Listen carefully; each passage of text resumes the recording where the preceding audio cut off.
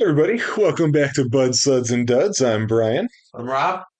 and we like to open the show with some beverages that we'll be trying. Rob, let's start with you. What you got, man?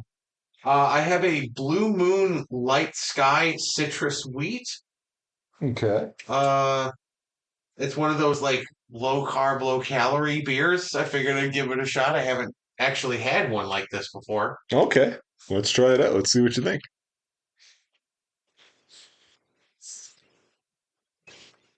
There's the sound. There's the taste. It's good. Yeah. It's good. Is that like a seasonal, do you think? No, Or Blue Moon is tradition. Blue Moon is all the time. oh, okay, I gotcha. think this is.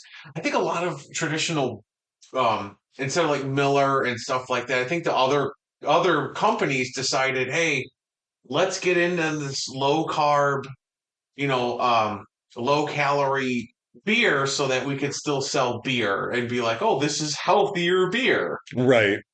I mean, it's bad. It's like more effervescent than normal Blue Moon. Okay.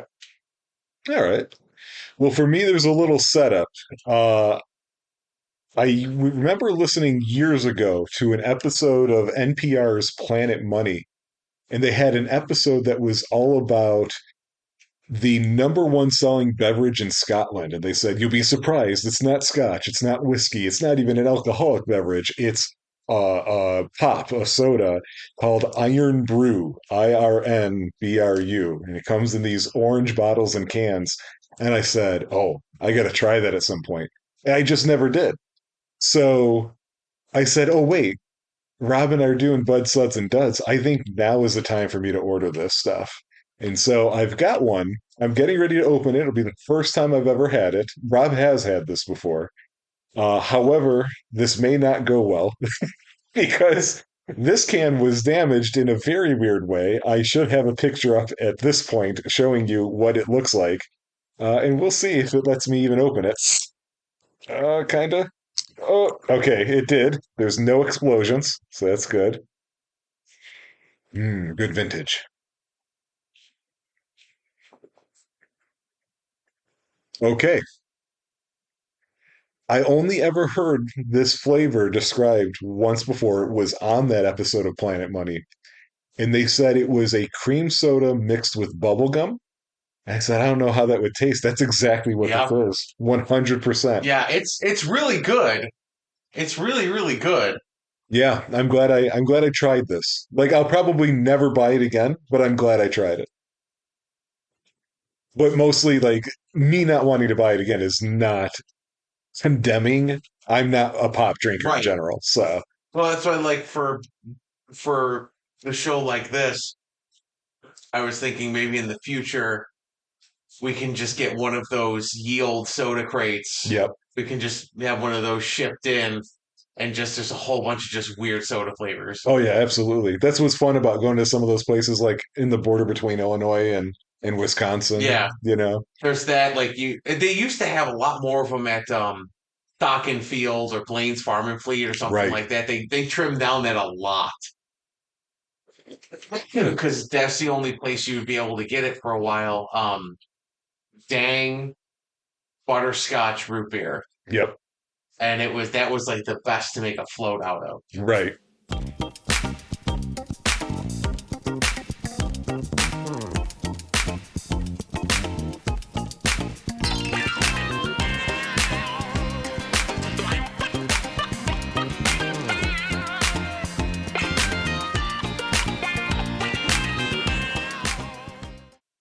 Well, of course, the other side of Bud Suds and Duds is actually a video game where I try to find a game that Rob and I have not played, in that when it comes to reviews, they have a much lower number than most games. And so today, we're not going through Steam this time, we're going through the Amazon Games app, and this is Aeriel Knight's Never Yield. Rob, I think this is one of those. I don't remember what the exact name of the genre was. I think just runner. Yeah. I think it's like a temple runner kind of thing. So let's go. Let's see how this game plays. I like the music that's been playing in our heads. Uh, It's got one hell of a style. Yeah. So we will see. Oh, apparently it does, by the way. Controller support. Oh, okay, excellent. Yeah, when I tested it, I didn't have the controller on. Oh, okay. So it's a 3D runner? Yeah, I wondered about that, but not all of it seems like that. Oh, okay. Oh, you didn't make it over the fence. Yeah, Oh, you did. I was hitting the buttons to jump. Okay, Okay, I so got. back is jump. Oh, okay. All right. So this is just directions. Okay. You got a slide, it looks like. Yeah, maybe this is 3D, which I never really do those. What is happening on this street? Are you escaping a facility? Oh, that's a sprint. I was like, what's happening?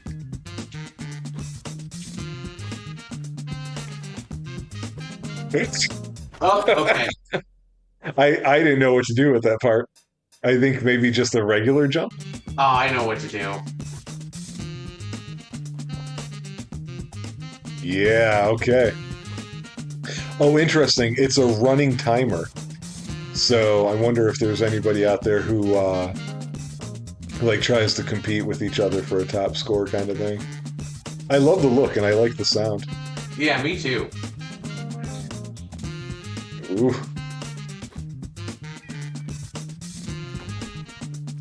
Oh. This almost feels like it belongs in the universe of the game Inside. I don't know if you ever saw that game. Yeah. Yeah, like I mean, this is like the Bit Trip game. Yes. That is one pointy rock. Yeah.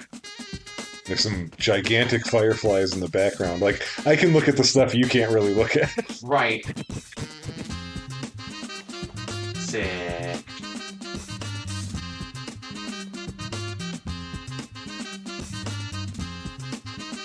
I would have to say, Oh, okay. So the directions on the controller.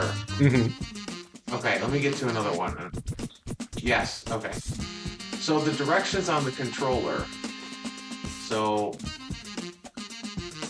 yellow's left, purple's down. Oh, did not catch that. Blue is forward and red is up. Okay.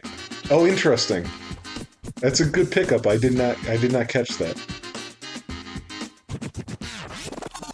Oh, I'm supposed to fling myself through Yeah, there. I think so. Yep. Yeah, okay, so So you don't have to really guess on these after all. It is right. telling you.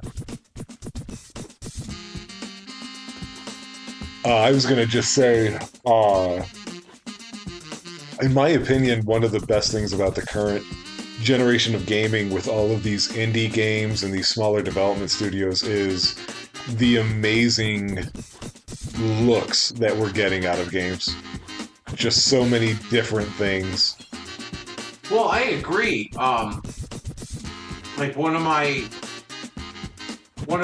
favorite games I've played with a more distinguishing look is actually whoops, hit the wrong one. Guacamelee. Oh yeah. Yeah, that's one I enjoyed for sure. Whoop. Whoa! That was a new obstacle. Yeah, right.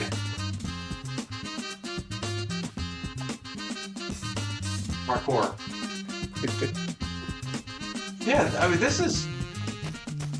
Whoa. Okay, that was cool. This is really fluid Yeah. because I think the last runner I played was probably one of the Bit Trip ones. Right. Oh, okay. So, did you ever play the Mario runs?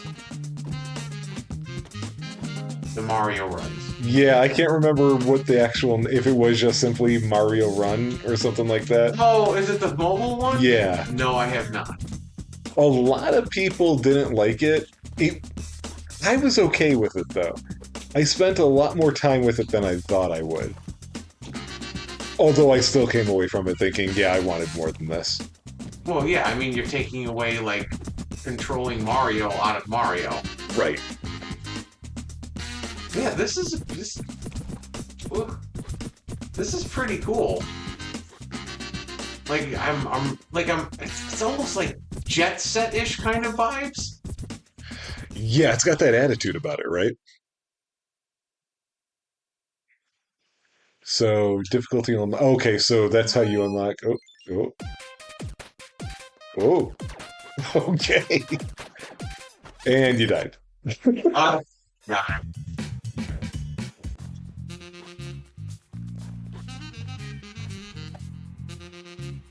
Okay, so the bonus level, they don't tell you anything. You just have to go. Yep.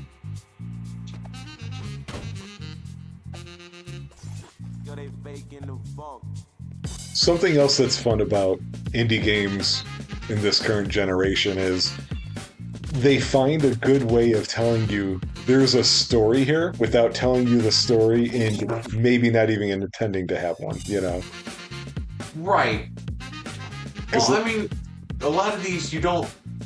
I jumped too early again. yeah, A lot of these, like this game, you don't need a long time ago in a galaxy far, far away right. kind of a story. You can actually just do it with what you're playing. What was that one runner? There was a runner that was on mobile. It was one of the really early good ones. It was a guy with a suit and a black tie. Yes. Is that Endless Runner? No. Oh, now I'm not gonna know what. Now I'm not gonna remember it. Yeah, it was a guy in a suit with a black tie, Right. and it was like you're in a city. I can't remember. I played that. I know that one I played for hours and hours on end because I loved that thing. Yeah. It just looked so cool.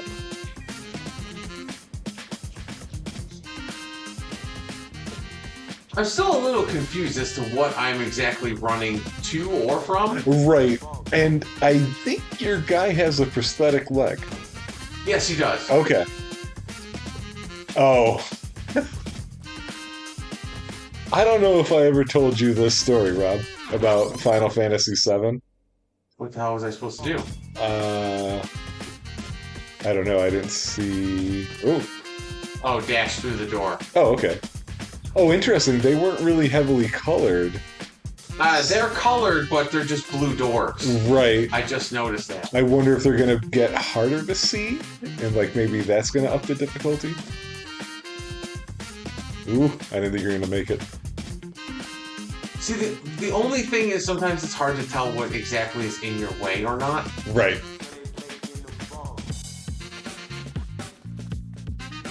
I'll share my Final Fantasy VII leg story on the next episode here. Okay. I'm liking it. This jazzy music is doing it for me too. Even though I don't think they mix very well here.